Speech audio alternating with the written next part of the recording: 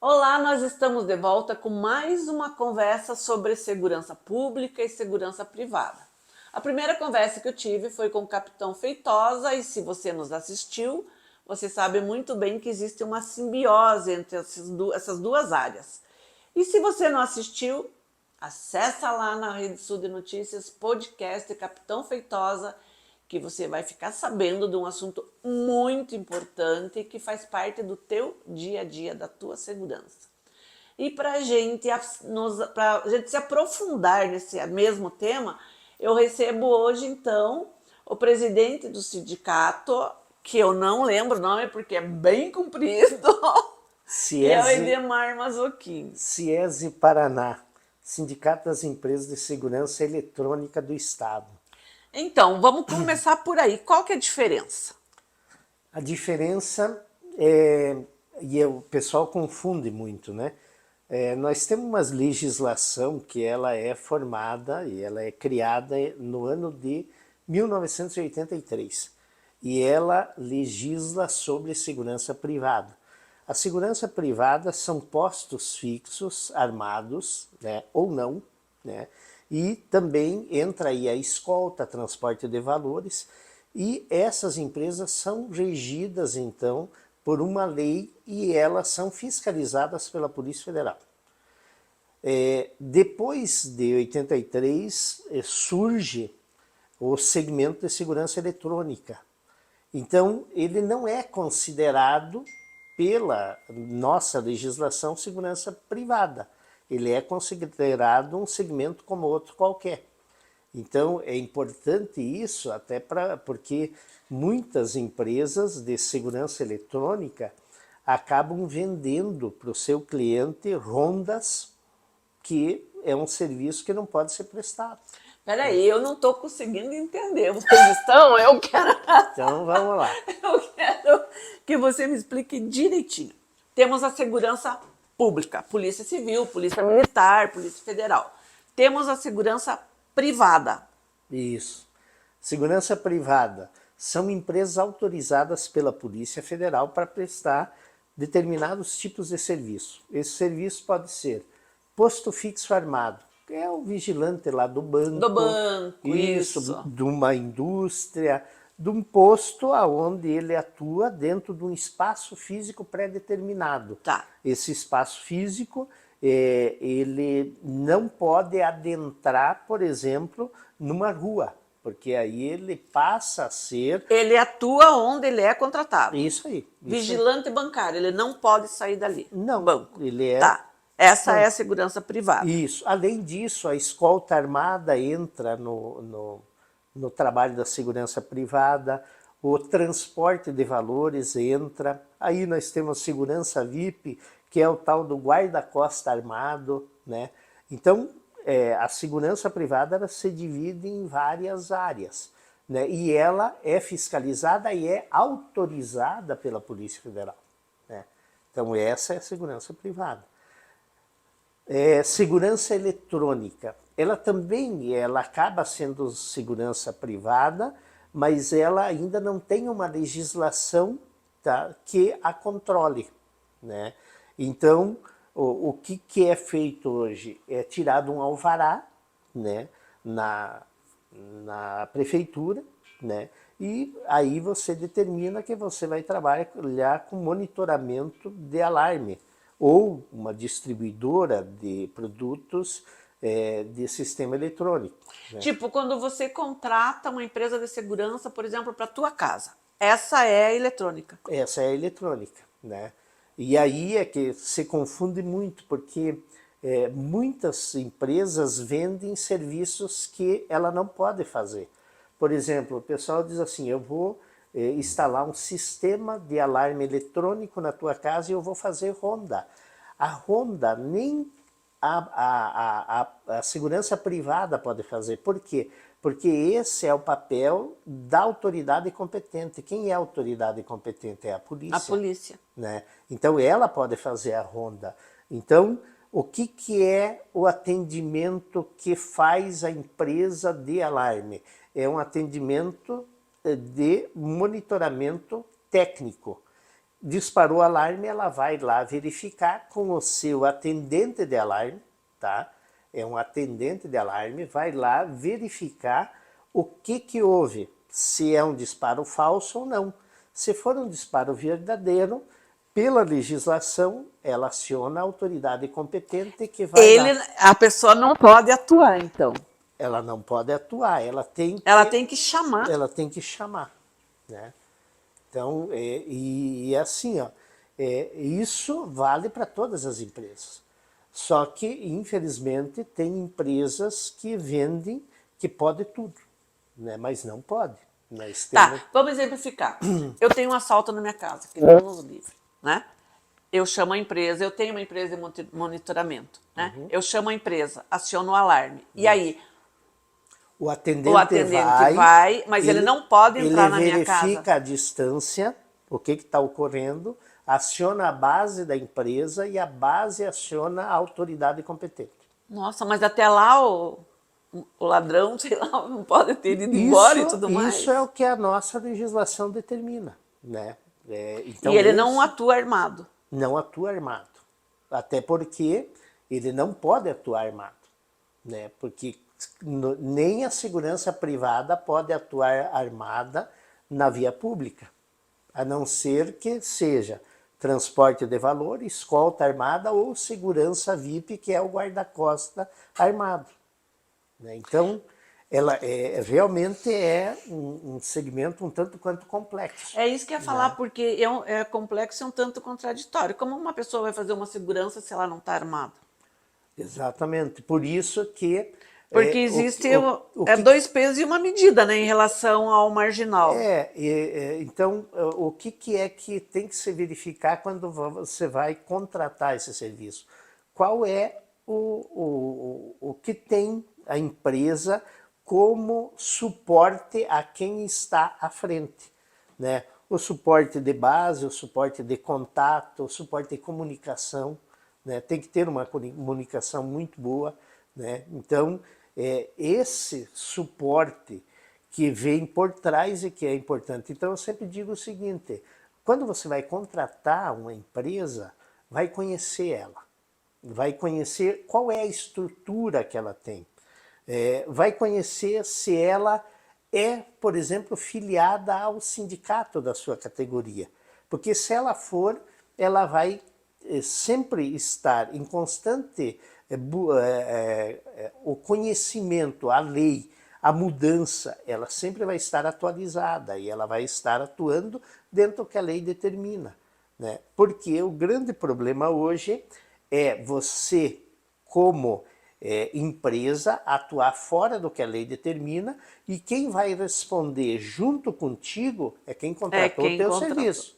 Então, aonde é que o pessoal diz assim, tá, mas como é que você forma uma milícia? A milícia, ela começa pela contratação errada, né? Ela sempre vai ser assim, porque geralmente quando você vai buscar a formação de milícias, elas iniciam quando alguém contratou de forma errada e equivocada, né? Então, busque sempre se informar quais são as empresas que estão no mercado, tá? Vá conhecer o local, vá conhecer quem consta no contrato social, né? Porque é interessante isso, vai conhecer a que órgãos ela está seguindo, qual é a convenção coletiva que ela segue, né? Contate com a Polícia Federal ou com o sindicato da categoria para ver se aquela empresa de fato ela segue os padrões. Até porque, Cristina, veja bem, nós temos aí, as pessoas não se dão conta, mas ela é solidária em tudo. O contratante é solidário em tudo. Sim. Né? Nós já tivemos casos, e já tem jurisprudência, de o atendente alarme ir atender um disparo, sofrer um acidente no percurso, tá? Ter um passivo trabalhista que a empresa não tinha condição de bancar e o juiz então determina que N pessoas da lista da relação de clientes daquela Paguem. empresa que são chamados para pagar a conta, né? E é assim, ela pode não estar enquadrada como segurança privada, mas ela tem que respeitar a legislação. Por exemplo, no momento que um técnico dessa empresa entra na tua casa e sobe numa escada para instalar um sensor. Se ele cair. Exato. E ele tem que ter NRs, ele tem que ter o treinamento, ele tem que ter aquilo que a legislação Pois é, você falou determina. numa coisa aí muito séria. Treinamento. Isso aí. Quer dizer, não é só o treinamento principalmente psicológico, né? Com certeza, né? Hoje, grande parte das nossas empresas, né, da área de segurança eletrônica, elas têm um psicólogo, geralmente, que atua, né, junto à empresa, porque tem que ter também isso, né? Então, o segmento, ele não é considerado segurança privada, mas ele cumpre um papel da segurança, né? O que está se esperando, e a gente está torcendo que aconteça o quanto antes, a votação do Estatuto de Segurança, porque aí essa atividade também passa a ser legalizada, fiscalizada e ter parâmetros para ela existir, né? Então, enquanto isso não ocorre, nós temos aí, muitas vezes, um conflito em determinados momentos que as pessoas não sabem, e isso, essa tua... você ficou um tanto quanto perplexa quando eu coloco aquilo que de fato pode ser feito, né? Porque ninguém vê dessa forma, porque você vende algo diferente. Totalmente diferente, né? Você não tem noção. Esses dias eu conversava na minha casa com um casal de amigos e eles falando de... A gente comentando justamente sobre isso, foi logo que eu tinha conversado com o capitão, e a gente entrou num debate, não lembro como que foi o assunto, e ela falou, nossa, mas então quer dizer que o Paraíba, que eu paguei a segurança na quadra da minha casa e que eu pago R$ 30, então não é uma boa coisa? Ainda estou usando o termo que ela usou, né? Então eu te pergunto isso. Bom, primeiro, acabamos de falar que ronda é um trabalho que nem a segurança privada autorizada pela Polícia Federal pode fazer. Nem a empresa de monitoramento que está lá com o seu CNPJ certinho, está com uma base, está afiliada a um sindicato, cumpre uma convenção coletiva, pode fazer. Aí me responda se quem não faz tudo isso pode fazer. Quem pode fazer ronda? Polícia. Autoridade competente. Polícia militar, polícia civil, polícia federal. Essas são as autoridades competentes na área. Tá, mas aí você é um líder sindical. Eu te pergunto, não existe uma forma de coibir isso? Porque ela é uma atividade que eu estou entendendo como sendo clandestina. Mas ela acaba sendo uma atividade clandestina porque ela está vendendo um serviço que não existe, Sim. não pode ser vendido. Eu acho que aí, veja bem, falando da nossa cidade, nós tivemos recentemente um movimento puxado por 2 secretarias da prefeitura em função de que muita gente estava ligando na ouvidoria e se queixando dos apitos, né? Que não conseguiam dormir à noite, né? Ou até, em alguns casos, a forma que estavam sendo abordados para poder comprar o serviço, né? Então, se a pessoa até aborda, se ela intimida, alguma coisa está errada, né? Porque você tem que definir pela empresa que você quer contratar da mesma forma que você vai comprar um calçado. Eu entro numa loja, não gostei dele, eu vou para outra loja e eu busco aquele que me interessa e que cumpre a função que eu quero, né? Então, se você está sendo forçado, eu acho que o teu papel é entrar em contato com a autoridade competente e relatar isso. E aí cabe à autoridade competente cumprir o seu papel. E volto a dizer, houve então um momento, há alguns meses atrás, onde secretarias da prefeitura, preocupadas com o número de ligações na ouvidoria, chamaram algumas empresas para conversar sobre isso. Mas esse é um assunto que, para ser resolvido, nós precisamos do envolvimento da autoridade competente, ou seja, as polícias, a prefeitura e também o Ministério Público. Tá? Por quê? Porque como não existe uma legislação clara, nós precisamos que todo mundo se envolva para ver quem vai ter a função de fazer o quê. Porque vai ter, para coibir isso, vai ter coisa que é a prefeitura que vai fazer, vai ter coisa que é a polícia, né? E vai ter coisa que o Ministério Público vai ter que dizer, vamos fazer assim. Mas, na verdade, então, hoje quem tem que regulamentar esse mercado, né, é a própria população, é deixar de contratar. Na verdade, que seria hoje ideal, sim. Né? Hoje, como é que você regulamenta o mercado hoje? Contratando certo, contratando de forma correta, ou seja, se informe sobre a empresa que você vai contratar. E não só no serviço de segurança. Eu acho que isso a gente tem que fazer em qualquer serviço. Sim, né? sim. Qualquer... Mas é que o serviço de segurança é muito complexo. E percebendo essa complexidade, eu quero saber como que o Mazzucchelli resolveu atuar nessa área. Interessante. Eu sou filho de alfaiate, né? Sou filho de alfaiate, venho do setor têxtil, minha formação de 2º grau técnico agropecuária, trabalhei 8 anos com assistência de campo, né? E depois de alguns anos na faculdade, porque eu gostava mesmo era de fazer política estudantil, né? Nossa! E aonde eu que era Francisco Beltrão, não tinha a faculdade que eu gostaria de fazer. Então eu acabei ficando na política estudantil e fazendo várias, porque depois de um determinado período, né, numa determinada área, eu tinha que ir para outra para poder continuar no diretório acadêmico. Então fiquei alguns anos até que a gente conseguiu o que queria em Beltrão, que era a estadualização da faculdade. E daí, depois disso, eu fui, então, buscar fazer a faculdade que eu queria, que era na área de empreendedorismo mesmo, né? Então, me formei em empreendedorismo, né?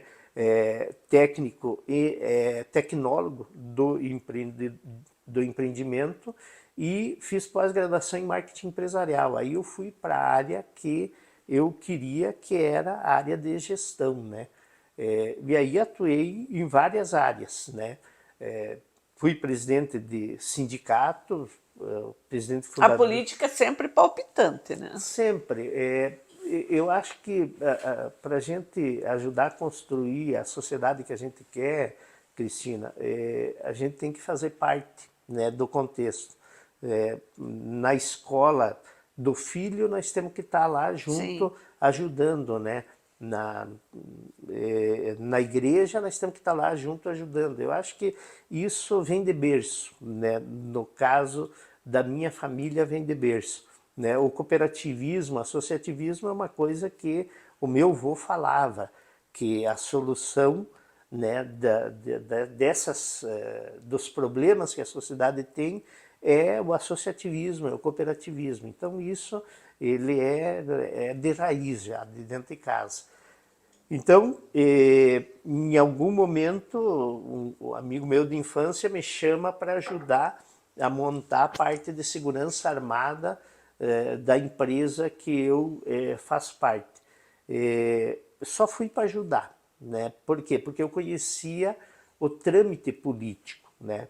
E na época, você montar uma empresa de segurança armada era muito complexo, porque era um cartel, era muito difícil. Então, como eu tinha conhecimento na área política, conhecia Os as caminhos. pessoas nos cargos, então eu tinha uma certa facilidade, mas essa facilidade ainda demorou um tempo para a gente conseguir, né? E enquanto eu ajudava a formar esse segmento, né, de segurança armada, eu fui gostando da área, né? Fui percebendo que era uma área que era diferente, você podia ajudar de forma diferente, ajudar a construir uma sociedade também de forma diferente. Então, quando eu vi, eu tinha comprado uma parte, né, do negócio, Estava envolvido estava já. envolvido, né? E como que eu venho para Guarapuava? Beltrão não tinha Polícia Federal. E eu precisava estar numa cidade que tivesse Polícia Federal, né? E Guarapuava, Para fazer a coisa para certa, fazer a né? coisa certa. E Guarapuava era uma cidade próxima da cidade que eu nasci, que é Francisco Beltrão, cultura muito parecida, as pessoas muito parecidas, né? E eu e a minha esposa, então, optamos, nós podíamos ir para qualquer cidade do Paraná que tivesse Polícia Federal, mas a gente optou por Guarapuava. Por quê? Porque a gente gosta do clima, a gente gosta das pessoas, a gente gosta... É uma cidade diferente, né? Pois aí você falou em cooperativismo, você falou em política e você vem para cá e continua nessa vibe, né? Assume a presidência da Associação Comercial, que eu considero um divisor de águas, e eu digo isso publicamente, sem medo de errar. Considero a tua gestão na Associação Comercial como um divisor de águas. Na verdade, assim, falando da associação, eu digo que, como presidente, a gente leva a fama, mas eu tinha uma diretoria muito boa, né? Eu sempre busquei estar rodeado de pessoas boas. E também, assim, ó, de repente, pode ser um divisor de água, Cristina, mas eu acho que cada diretoria, cada um que veio antes, ele foi cumprindo Sim, uma com função e um certeza. papel, Sim, para com a gente certeza. poder talvez chegar naquele Sim. momento e entender que Mas são houve. visões diferentes, né? São objetivos Sim, diferentes. E no meu entendimento foi sabe, a tua gestão foi, certo. Mas, sabe, ela mas, fortaleceu a mas eu entidade. não tenho dúvida que não só a SIG, né, mas eu percebo muito essa região, ela tem uma história fantástica, ela tem pessoas fantásticas que se dedicaram, né, às entidades, à construção, né, e não é à toa que hoje Guarapuava está no patamar que está. Aonde você vai, a forma que se fala da nossa cidade, viu? A gente volta e fica sempre orgulhoso, né? Porque realmente nós estamos vivendo um momento ímpar, né? E se as pessoas não percebem isso, elas têm que dar uma parada, né, e dar uma analisada, porque o momento que Guarapuava vive é um momento fora de série, né? Pois é, e com todo esse crescimento, com todo esse desenvolvimento, a gente cai de novo na importância da segurança, né? Certo, certo. Tanto é que a gente teve aí recentemente um caso que, quando que você imagina que Guarapava vai sofrer um ataque como nós sofremos, acho que foi numa Páscoa, né? Isso. Que foi um terror.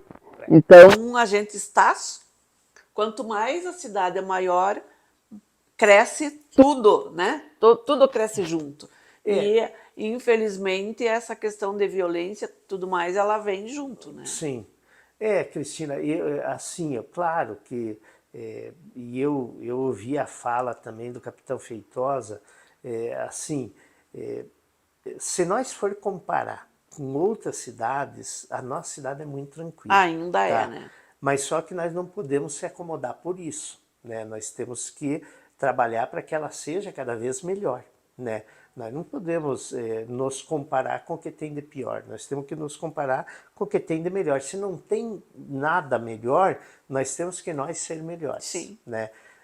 Então, sem sombra de dúvida, a qualidade de vida aqui é fantástica, a segurança ainda está sob um controle muito bom, né? Mas nós temos infelicidades como essa que você citou, né? De em algum momento a gente acabar sendo o alvo, né, de facções criminosas em função de que o crime ele migra, ele também ele busca conhecer o seu alvo, ser o espaço e aonde tem oportunidade ele vai, né? Mas acredito que sem medo de errar, a prevenção Sempre. ela acaba trazendo aí 90% da solução, né? A prevenção. O que é a prevenção? É você ter a nossa polícia estruturada, treinada, ter a comunidade trabalhando em conjunto com a polícia, né, as empresas, né, de segurança, as empresas que fazem, né, a parte eletrônica da segurança, também estar dentro do que a legislação determina, tudo isso ajuda com que a gente mantenha um grau grande aí de controle sobre as adversidades que possam acontecer, né, na cidade. E nesse aspecto eu percebo que são várias as ações em Guarapuava que nos garantem isso, né? Nos dão uma garantia que a gente continua estando numa cidade que ela ainda tem muito a que ser explorada em relação a nós viver bem, porque ainda vai muitos anos, né, para nós de repente atingir graus aí que outras cidades, né, atingiram. Viu? O progresso traz ônus e traz bônus, Sim. né? Ele não vai trazer só bônus, né? Então nós temos que cada vez mais trabalhar para que sejam mais bônus. E a educação dentro de casa, nas escolas, ela tem um papel fundamental para isso, né? Não tenha dúvida. Porque quando você fala em segurança, é tudo. É a forma que eu ando no trânsito, é a forma que eu me porto com o vizinho, tudo leva a ter segurança. No passado, se alguém entrava na casa do vizinho, você já gritava o que a Sim. pessoa queria. Hoje, você fecha a janela às vezes porque você não quer se envolver, né? Não Então, existe mais a empatia, né? nós temos que voltar a ter empatia. Tem. Você usou a palavra certa. Nós temos que voltar a ter empatia, nós temos que voltar a dar o bom dia pro vizinho e saber quem que é o nosso Quem é, vizinho. né? Quem é? Viu? É esses detalhes que Nossa, fazem a aí, e o diferença. nosso vizinho é o nosso parente mais Mas próximo. sem sombra de dúvida.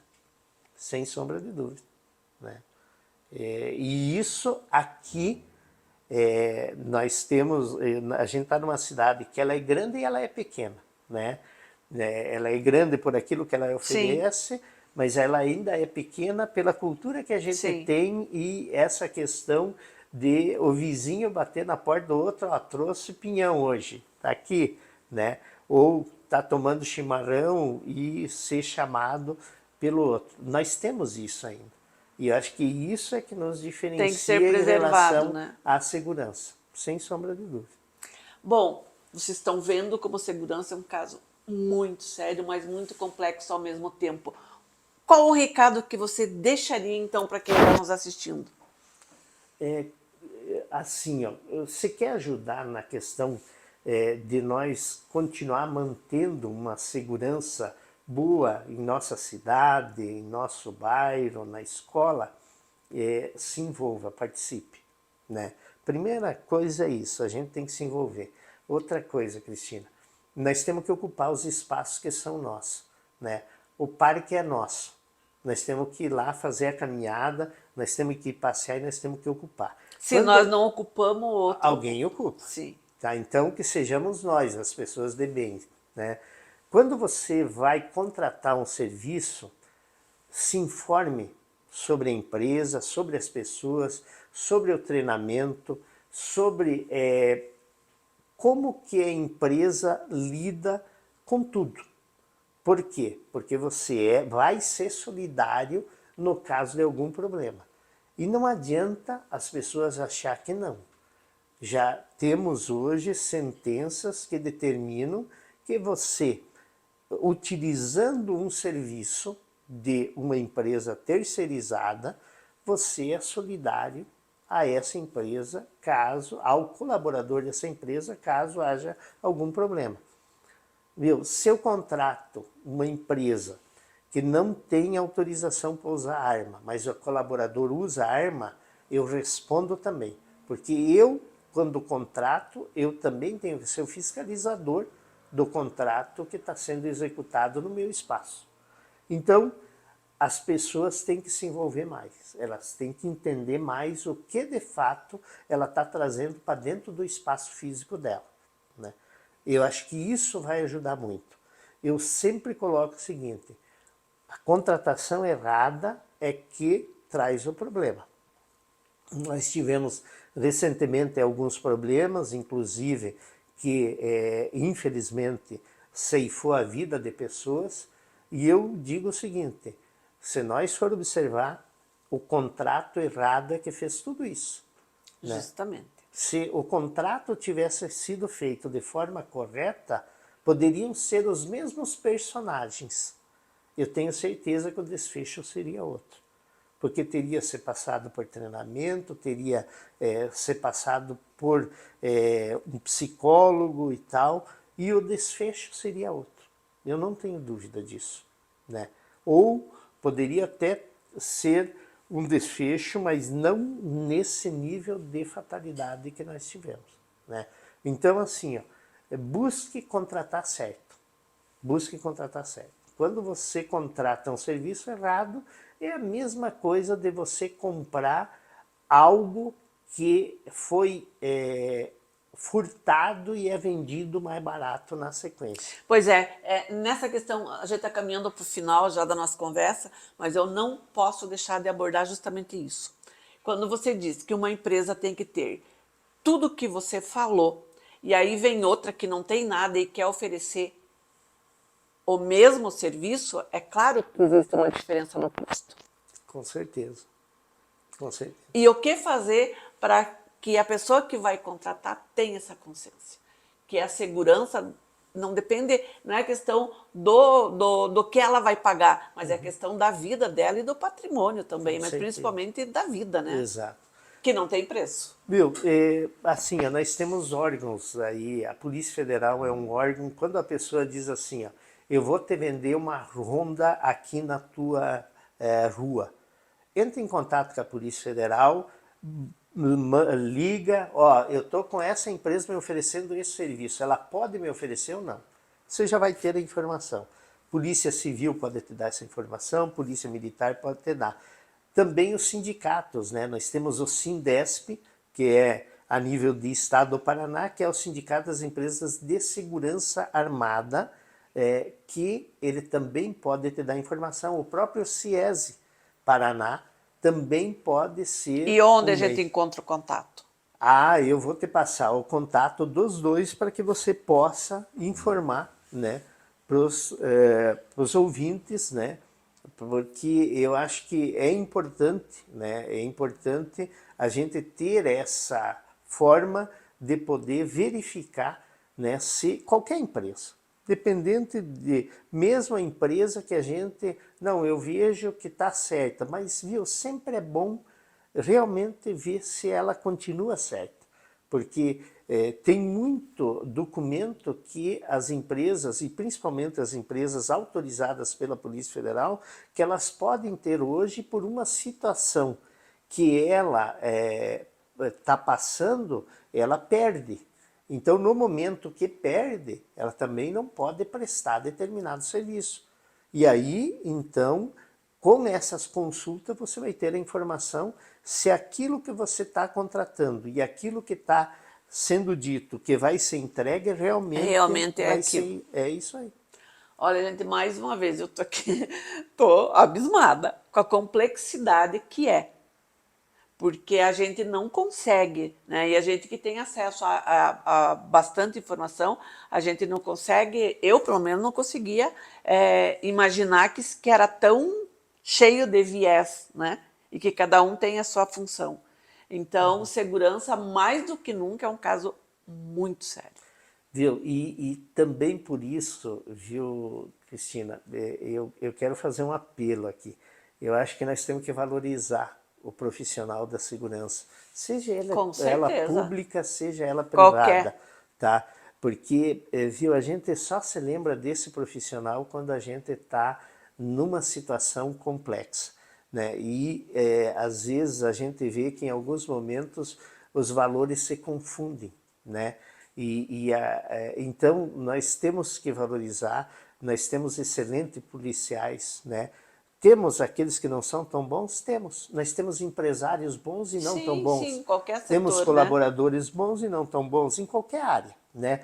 Mas nós temos, e a grande maioria das pessoas, e eu queria deixar claro isso, quando a gente fala em segurança, muitas vezes, Cristina, as pessoas me pedem assim, mas o Kim, qual é o percentual de gente boa e gente ruim na sociedade?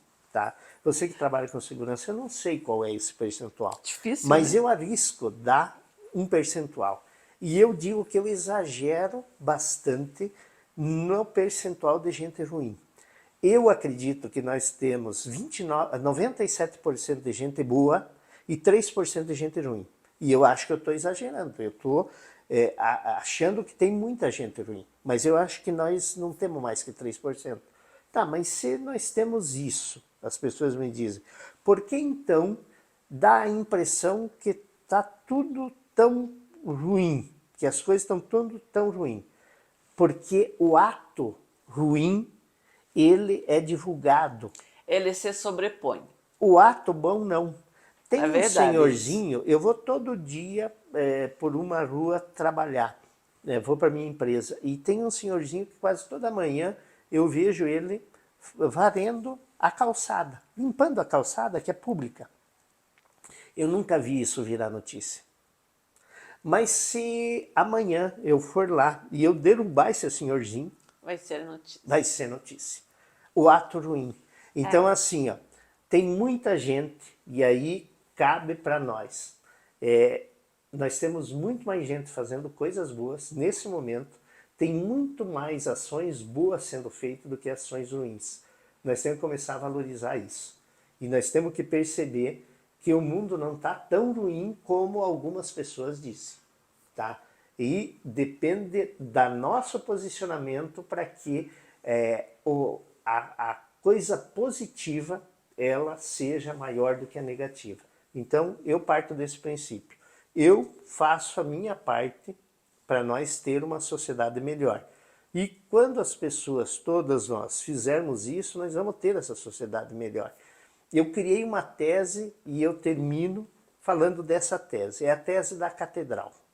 Né? Nós temos catedrais que levaram 700 anos para serem levantadas. Hoje, as pessoas entram dentro dessas catedrais, muitos vão lá só para tirar foto, só para ver a beleza, muitos vão lá para fazer suas orações, mas se o homem que colocou a primeira pedra pensasse em usufruir da catedral, ele não teria colocado a segunda pedra. Eu não sei, Cristina, qual é a pedra que nós estamos colocando hoje para a sociedade que a gente quer. Mas eu tenho que parar de pensar em querer pôr a próxima pedra e usufruir da sociedade que eu quero. Eu tenho que pensar em continuar pondo as pedras para no futuro alguém usufruir. Como hoje a gente usufrui da catedral que começou a ser construída 700 anos atrás. Então termino dessa forma. Nossa, que lindo! Eu não vou tecer comentário nenhum, porque eu quero deixar essa reflexão então para você, porque eu já estou pensando. Obrigada, Mazzuchin, obrigada mesmo por todos os esclarecimentos, por todas as informações que você traz, não apenas para mim, porque estamos, né, sendo porta-voz então dessas informações para todas as pessoas que nos assistem. Assista, se não entendeu, assista novamente, porque segurança é um caso muito sério. E complexo. Complexo demais, mas a vida é complexa, né? É verdade. A vida é complexa. Bom, obrigada a você que nos assistiu, obrigada pela tua vinda aqui, obrigada ao Rafael que te acompanha, a Lili que me acompanha mais uma vez nessa transmissão, e obrigada principalmente a você que continua ligado no seu portal www.redesudenoticia.com.br.